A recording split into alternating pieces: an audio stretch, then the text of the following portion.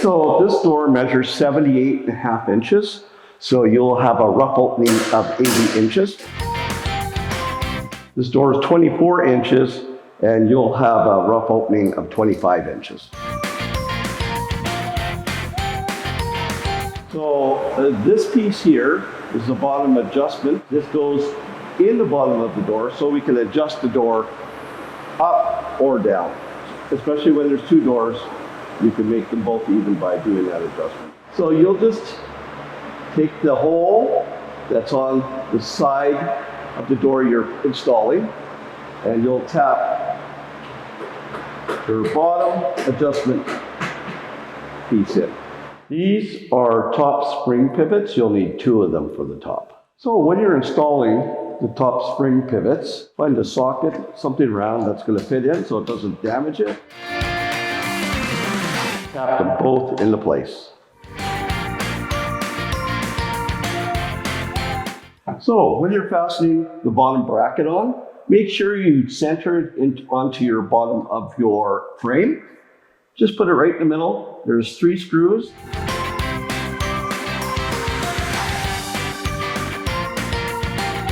Your bottom pivot fits into all these little slats so you can adjust it. It won't move. As your top track, you'll also center this. There's a screw under here and you'll have all your screws along the track. Just make sure that this is at 1/2 inch from your frame.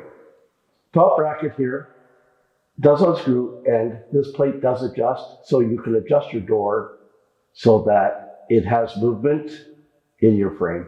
And this part here is your guide for your top pivot so your door moves nice and smoothly throughout the action.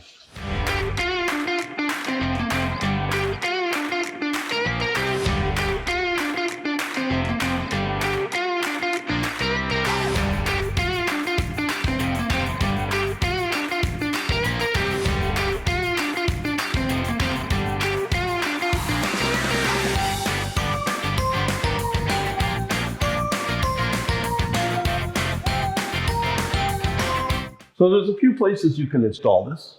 I have it installed here. I've seen them installed in the middle. So when you're pulling the door, you got to realize how it operates. You're pushing and pulling. You'll never want to install it here because it doesn't move there.